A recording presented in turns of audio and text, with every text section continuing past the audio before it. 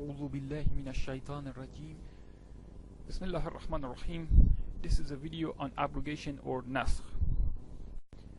Allah subhanahu wa ta'ala says in the Quran, none of our revelations do we abrogate or cause to be forgotten except that we substitute it with something better or similar. Do you not know that Allah is capable of all things? Quran Surah Al-Baqarah Ayah 106. He also says, do they not ponder on the Quran, and if it were from any other than Allah, they would have found in it many contradictions. Quran Surah An-Nisa Ayah 102. There are and have been many Muslim scholars who say that the Quran abrogates its own verses, meaning that some verses of the Quran abrogate other verses from the Quran, and that the abrogated verses of the Quran should no longer be acted upon and must therefore be ignored. For example, they say one verse gives a command and another verse gives a contradictory command which no longer applies, and so Muslims should no longer obey those verses. And so many non-Muslims say in response that this shows that the Quran contradicts itself, and then they quote this ayah from Surah An-Nisa, ayah 102, do they not ponder on the Quran, and if it were from any other than Allah, they would have found in it many contradictions. And they say, since the Quran contradicts itself, it is not from Allah, according to this very verse. Christians in particular often use this argument in response to Muslims pointing out these contradictions in the Bible. The purpose of this video is to show that contrary to what many Muslim scholars have said, the verses that are in the Quran do not abrogate each other. Muslim scholars who believe that the verses in the Quran abrogate each other actually disagree with one another over which verses are abrogated. But there are a number of verses that most, if not all of them, agree abrogate each other. These are a number of verses that those who support the claim that the verses of the Quran abrogate each other often use as their so-called proof when arguing with those who don't believe that the verses of the Quran abrogate each other. So there are a few which they consider as proof of abrogation in the Quran. So inshallah, on this video I will be refuting the claims that those verses abrogate each other. There are literally hundreds of verses that have been said by someone to have been abrogated, and obviously I'm not going to look into every single one of these claims.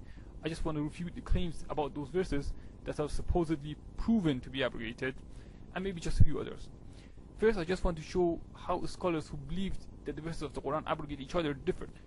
This is from the book An Introduction to the Sciences of the Quran, page 250. It says, the scholars of Islam have differed greatly with regards to the number of verses of the Quran that are mansukh. So the scholars of Islam differed greatly regarding abrogation. And on the next page it says, it actually gives a list of different scholars, and on the right side it shows how many verses each of them said were abrogated. So for example, we have one scholar saying that 105 were abrogated, another says 22, one of them says 6, one of them says 214, and another says 12. So you have all these different kinds of opinions. So obviously they didn't agree with each other over how many verses were abrogated and which verses were abrogated. So my point is that, even those who believe that the verses of the Quran abrogate each other didn't agree with each other, and each of them had their own opinions.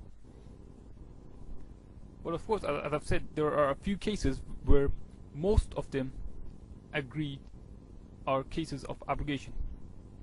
And so what I'm going to do in this video, inshallah, is to look at those cases which which are supposedly proof of abrogation in the Quran, and inshallah I will be showing that they don't actually abrogate or contradict each other. Okay, now here's one of the most famous examples that those who believe that the verses of the Quran abrogate each other bring up. It's from Surah An-Nur verse 2. It says, as for the fornicators and the fornicator, flog each of them, giving 100 stripes, and let not pity for them detain you in the matter of obedience to Allah, if you believe in Allah and the last day, unless a party of believers witness their chastisement. And then we have verse 15 of Surah An-Nisa, which says, as for those who are guilty of an indecency from among your women, call to witness against them 4 witnesses from among you. Then if they bear witness, confine them to the house until death takes them away, or Allah opens some way for them. Now the claim is that these two verses supposedly contradict each other. And so some scholars say that the verse that says you have to punish the fornicators and the fornicator with 100 lashes abrogates the other verse that says they must be confined. However, if you read the verses carefully, you will see that that is not the case. Verse 2 of Surah An-Nur is referring to those who do zina. If you read it in Arabic, it says zina, which means adultery or fornication.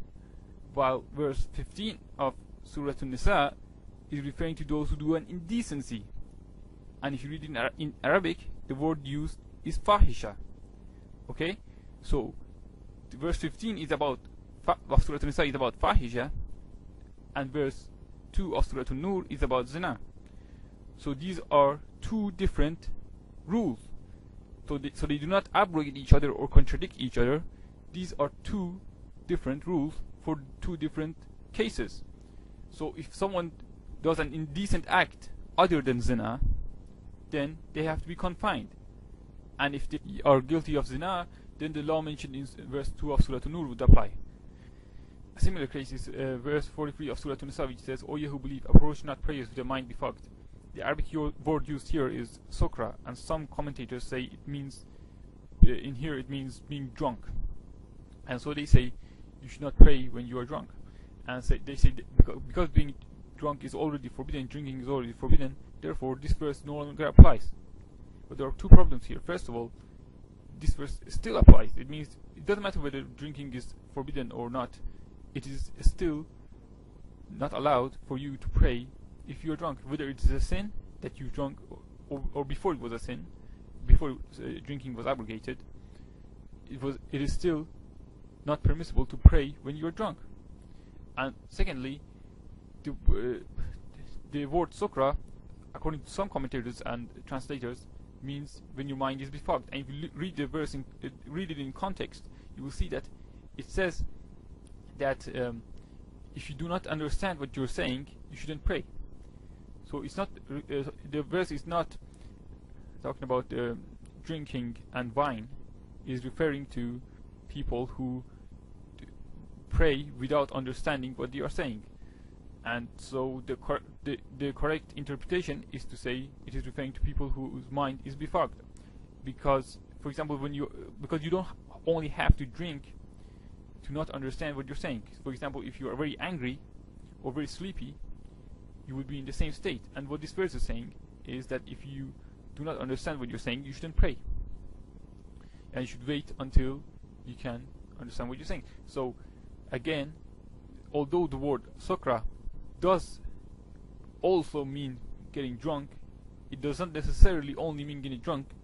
Just like the previous case where we saw one verse about an act of indecency and another about fornication. And obviously fornication itself is an act of indecency. However, not every act of indecency is fornication.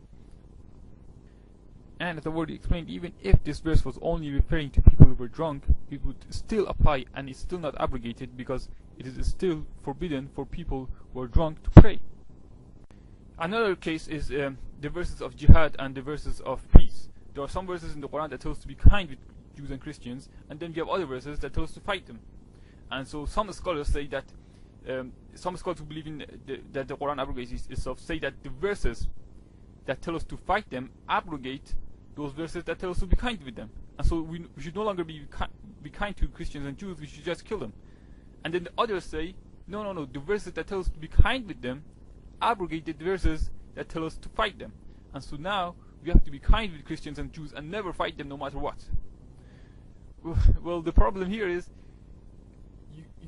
the Quran doesn't tell us to fight them for no reason, or to be peaceful with all of them. This is what the Quran says. If in Surah Al-Baqarah verse 190, Allah says, and fight in the way of Allah with those who fight you, and do not exceed the limits. Surely Allah does not love those who exceed the limits. So what is the Quran saying? It's very clear. Allah tells us to fight those who fight us. So if they are peaceful towards us, we are peaceful towards them, and if they attack us, then we fight back and defend ourselves. It makes perfect sense. There is no abrogation or contradiction here. In fact, Allah makes this very clear.